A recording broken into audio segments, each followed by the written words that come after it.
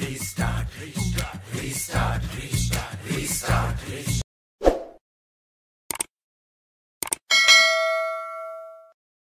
Morning students. Last time पे हमने electric field और चार्जेस के कुछ न्यूमेरिकल देखे थे। आज हम एक बहुत इंपॉर्टेंट न्यूमेरिकल देखेंगे। An electric charges plus minus 1000 microcoulomb are placed at a point A and B respectively, यानी कि ए और बी पे निगेटिव चार्ज और positive charge of 1000 coulomb microcoulomb placed है, जिनकी बीच की डिस्टेंस क्या है, 2 मीटर है। कहता है कैलकुलेट द इलेक्ट्रिक फील्ड। आपको इलेक्ट्रिक फील्ड फाइंड आउट करनी है। कहाँ पे करनी है? Mid point of the line A B. Line A B के मिड पॉइंट पे फाइंड आउट करनी है। सेकंड पार्ट कहता है at a point at equal distances of 4 metre from each charge. Each charge से दो चार्जेस हैं, ए और बी, पॉजिटिव नेगेटिव। यहां से 4 मीटर की डिस्टेंस पे आपको कोई पॉइंट है जहां पे आपको इलेक्ट्रिक फील्ड फाइंड आउट करनी है। जैसा कि हमने प्रीवियस लेक्चर में स्टडी किया हुआ है, intensity of electric field find out की हुई है ड्यू टू इलेक्ट्रिक डायपोल। कहाँ पे? एक इक्वेटोरियल पॉइंट पे और एक एंड पॉइंट पे। तो सेम चीज इक्वेटोरियल पॉइंट पे यानी कि मिड पॉइंट पे इसने कहा है। तो ऑन इक्वेटोरियल पोजीशन जैसी है, इक्वेटोरियल पोजीशन में हमने ये एक्सप्रेशन फाइंड आउट किया था, E equal to 1/4 pi epsilon naught P upon RQ। P क्या था? Dipole moment. इसकी वैल्यू क्या होती है? Q into 2L। आपको 2L की वैल्यू गिवन है कितनी? 2 मीटर।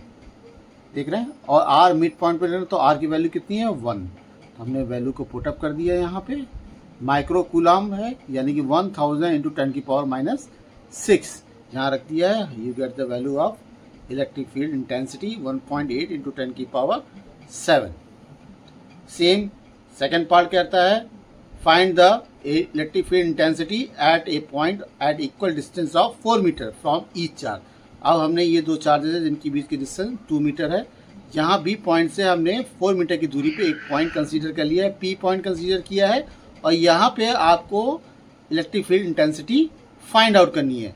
कहाँ से? आर कहाँ से लेते हैं? आर लेते हैं आपको जो हमने डेरिवेशन किया था लास्ट टाइम प्रीवियस में, वहाँ देखिए आर हमने कहाँ से ले रहे हैं। आर हमें उसके इक्वेटोरियल पॉइंट से कंसीडर करते हैं, उस पॉइंट तक जहाँ पे हमें इंटेंसिटी फाइंड आउट करनी होती है। तो वो कितनी हो गई? 4 + 1 दैट इज द 5। और एंड पॉइंट के लिए जो एक्सप्रेशन हमने ड्राइव किया था, E equal to 1/4 pi epsilon naught into 2P upon RQ। P क्या होता है? P is the dipole moment. उसकी वैल्यू रख दी Q इंटू 2L। अब आपको जो वैल्यू जो डाटा गिवन है आप उस वैल्यूज को पुट कर दीजिए यहाँ पे। R आपको बता दिया है मैंने, 5 है। Q 1000 माइक्रोकूलम है, उसकी वैल्यू रख दी आपने। L कितना है? 2L कितना गिवन है? 2 मीटर गिवन है। 2L की वैल्यू रख दी आपने 2 मीटर और उसको कन्वर्ट कर दिया, तो ये आ जाएगा E equal to 2.8 10⁵ intensity of electric field. Next हमारा जो टॉपिक आता है वो आता है गॉस थ्योरम। गॉस थ्योरम क्या कहता है? गॉस थ्योरम कहता है कि ये प्रकार के एक जर्मन साइंटिस्ट थे। इन्होंने क्या किया था कि एक रिलेशनशिप डेवलप किया था। किसके भी रिलेशनशिप डेवलप किया था? इन्होंने क्या था कि एक चार्ज है जो इंक्लोज है, यानी कि वो किसी सरफेस एरिया या कोई क्लोज एरिया के बीच में कोई चार्ज है, उसके और उसमें से जो इलेक्ट्रिक फ्लक्स पास हो रही है उनके बीच एक रिलेशनशिप दिया था। ये हमारे एक फिजिकल साइंटिस्ट थे, उन्होंने जर्मन साइंटिस्ट थे, उन्होंने इसको एक रिलेशनशिप डेवलप दिया। इसी को हम बोलते हैं गॉस थ्योरम। तो इसमें कुछ छोटे छोटे पैरामीटर्स हैं जिनके बारे में हमको पता होना चाहिए, जिनकी जनरली हम यूज़ करेंगे आगे इस चैप्टर में, तो उनको धीरे धीरे हम लोग समझेंगे। तो फर्स्ट वन आता है एरिया वेक्टर। अब ये एरिया वेक्टर क्या होता है? तो पहला इसमें लगा हुआ है एरिया, फिर लिखा हुआ है वेक्टर। तो पहले समझते एरिया। सपोज हमने एक कंसीडर कर लिया, एक कोई प्लेन है जिसका एरिया है ए। कोई प्लेन है जिसका एरिया क्या है? ए है। और हमने मान लिया क्योंकि वेक्टर लगा है, वेक्टर का मतलब होता है कि ये इसका जो भी पैरामीटर है वो उसका मैग्नीट्यूड भी बताएगा, साथ साथ में उसकी डायरेक्शन भी बताएगा। अब यहाँ पैरामीटर क्या है? पैरामीटर है एरिया, यानी कि एरिया को रिप्रेजेंट कर रहा है with the help of vector से, एरिया वेक्टर से। तो एरिया वेक्टर क्या बताएगा? ये एरिया का मैग्नीट्यूड भी बताएगा, यानी कि उसकी वैल्यू कितनी है, साथ में उसकी डायरेक्शन भी बताएगा।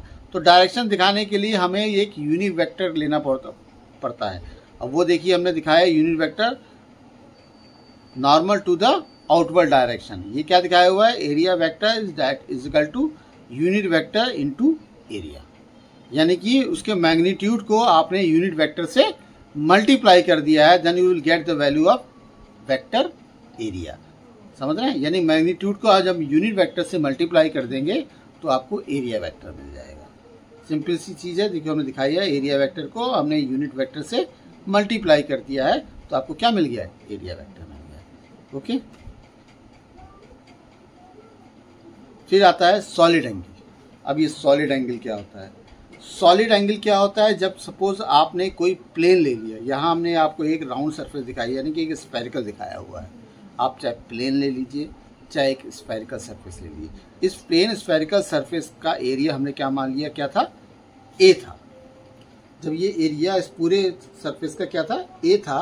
तो इसी में हमने एक छोटा सा एलिमेंट मान लिया, राउंड सरफेस मान लिया, जिसका एरिया क्या कंसीडर कर लिया? D A. देख रहे हैं? पहले एक सरफेस स्फीयर था जिसका रेडियस क्या था? आर, और उसका सेंटर था ओ। क्लियर है? तो इसी सरफेस में हमने एक छोटा सा एलिमेंटल एरिया मान लिया, इसका एरिया था डी ए। देख रहे हैं? जिसका सेंटर है ओ और रेडियस है आर। तो जब इस एलिमेंटल एरिया को हम सेंटर से लाइन ज्वाइन करते हैं तो उस सेंटर पे जो एंगल फॉर्म होता है यही कहलाता है सॉलिड एंगल। जनरली होता क्या है? जैसे जैसे आप रेडियस को बढ़ाएंगे इसका एंगल भी बढ़ता जाएगा। तो इस केस में हम ये कह सकते हैं जो इसका एलिमेंटल एरिया है वो इसके रेडियस के स्क्वायर के डायरेक्टली प्रोपोर्शनल होगा। जो इसका एलिमेंटल एरिया है वो उसके रेडियस के स्क्वायर के डायरेक्टली प्रोपोर्शनल होगा, यानी कि D A is directly proportional to R square. फिर उसके बाद जब हम ये प्रोपोर्शनलिटी कांस्टेंट हटाएंगे तो यहाँ पे एक कांस्टेंट आ जाएगा। देख रहे हैं? उसी कांस्टेंट को हम बोलते हैं सॉलिड एंगल। तो इससे आपने ये जो कांस्टेंट निकाला, ये क्या निकला? D A upon R square. तो हम ये कह सकते हैं कि solid angle it is the ratio of elemental area and square of the radius is called solid angle. Okay है? तो unit of the solid angle D omega is called steradian. देख रहे हैं? इस सॉलिड एंगल का जो unit होगा वो क्या कहलाएगा? स्टेरेडियन। इसको हम रिप्रेजेंट करते हैं एसआर। देख रहे हैं? तो डीए की वैल्यू हमने रख दी 4 पाई आर स्क्वायर, नीचे आर स्क्वायर है। देख रहे हैं? आर स्क्वायर इसका कैंसिल हो जाएगा, तो सॉलिड एंगल की वैल्यू क्या आ जाएगी? 4 पाई। यानी कि अगर प्लेन एरिया ले, पूरा सरफेस है, तो सॉलिड एंगल कितना होगा? 4 पाई के बराबर होगा। सेम चीज यहां देखिए आप, एक यहां पे हमने पहले राउंड सरफेस लिया था, यहां एक प्लेन सरफेस लिया है। हम ये देखते हैं सेम डायग्राम बनाया हुआ है। हमने ये देखा कि इस डीए का जो एलिमेंटल एरिया हमने कंसीडर किया था, इसी का प्रोजेक्शन ले लिया, इसी का प्रोजेक्शन ले लिया। अब डीए क्या था? एलिमेंटल एरिया था। अब एलिमेंटल एरिया है, डीए है, तो यानी कि इसका कुछ डायरेक्शन भी होगा, इसका कुछ मैग्नीट्यूड भी होगा। अब इसको वेक्टर फॉर्म में हमने दिखा दिया, क्या है? डीए वेक्टर, और इसको इसका एक यूनिट वेक्टर दिखा दिया, तभी तो ये डीए मिलेगा। आप समझ रहे हैं मेरी बात? वेक्टर में कन्वर्ट करना है, यानी कि उसके मैग्नीट्यूड को उसके यूनिट वेक्टर से मल्टीप्लाई करना पड़ेगा, तो आपको मिल जाएगा एरिया वेक्टर, जिसको हमने इसके जरिए शो किया है, जो आपको अभी हमने पिछले इसमें एरिया वेक्टर को डिस्क्राइब किया हुआ है। तो आप यहां से निकालेंगे तो ये डीए की वैल्यू क्या आ जाएगी? डीए कॉस थीटा आ जाएगी। D omega is equal to DA cos theta upon R square. अब इलेक्ट्रिक फ्लक्स की बात करते हैं। इलेक्ट्रिक फ्लक्स क्या होता है? इलेक्ट्रिक फ्लक्स होता है क्या है? जनरली आप जब किसी इलेक्ट्रिक फील्ड की बात करते हैं, इलेक्ट्रिक फील्ड को डिफाइन करने के लिए हमको क्या करना पड़ता है? लाइन ऑफ फोर्सेस को डिफाइन करना पड़ता है। जहां पे जितनी लाइन ऑफ फोर्सेस होंगी वो जितनी करीब होंगी वहां पे उसकी इलेक्ट्रिक फील्ड उतनी ज्यादा होगी, एंड वाइस वर्सा। जितनी कम होगी, जितनी दूरी होगी, वहां पे इलेक्ट्रिक फील्ड उतनी कम होगी। तो सेम चीज इलेक्ट्रिक फ्लक्स को डिफाइन करने के लिए हमें उसको उस एरिया में पर्टिकुलर कितनी इलेक्ट्रिक फील्ड एग्जिस्ट करती है, वही उसका क्या कहलाएगा? इलेक्ट्रिक फ्लक्स कहलाएगा। इसके लिए हमने देखिए एक लाइन ऑफ फोर्सेस दिखाया हुआ है जो क्या बताता है? इलेक्ट्रिक फील्ड बताता है। और इसी में एक क्लोज इंक्लोज एरिया ले लिया जिसको मान लिया हमने डीए, देख रहे हैं। और इसी को जब हम इसी डीए को इलेक्ट्रिक फील्ड से मल्टीप्लाई कर देते हैं तो आपको मिल जाता है इलेक्ट्रिक फ्लक्स। यानी कि इलेक्ट्रिक फील्ड जो है वो किस पे डिपेंड कर रही है? इलेक्ट्रिक उसके सरफेस एरिया पे डिपेंड कर रही है। जितना सरफेस एरिया है उसमें जितनी लाइन ऑफ फोर्सेज हैं वो उतनी ही उसकी इलेक्ट्रिक फील्ड होगी और उतना ही उसमें इलेक्ट्रिक फ्लक्स मौजूद होगा। तो इसको हम रिप्रेजेंट करते हैं फाई आई से। Phi I is a integration of, मतलब एरिया, ये क्लोज इंटीग्रल दिखाया हुआ है ई डॉट डी ए। देखिए इसमें ही वेक्टर लगा हुआ है, इसमें ही वेक्टर लगा हुआ है। यानी कि दोनों ही क्या चीजें बता रहे हैं? मैग्नीट्यूड भी बता रहे हैं और डायरेक्शन भी बता रहे हैं। देख रहे हैं, ये दोनों ओपन के लिए भी है और क्लोज सरफेस के लिए है। यानी कि आप प्लेन सरफेस में भी ले सकते हैं और क्लोज सरफेस के लिए भी ले सकते हैं। और ये जो इलेक्ट्रिक फ्लक्स है ये पॉजिटिव होगा जब कोई लाइन, जब इससे लाइन ऑफ फोर्सेस पास हो रही होंगी, यानी कि बाहर की तरफ निकल रही होंगी, ये पॉजिटिव होगा। और जब इसमें एंटर कर रही होंगी तो ये क्या होगा? निगेटिव होगा। ठीक है, तो ये आपने इसको इससे शो कर दिया है इलेक्ट्रिक फील्ड को। जब आपने डीए यानी कि एरिया वेक्टर से मल्टीप्लाई कर दिया, you get the value of electric flux. अब आपने ई डीए को कैसे रिप्रेजेंट किया है? वो आपने डीए को कैसे मैग्नीट्यूड उसमें करना हो तो क्या करते हैं?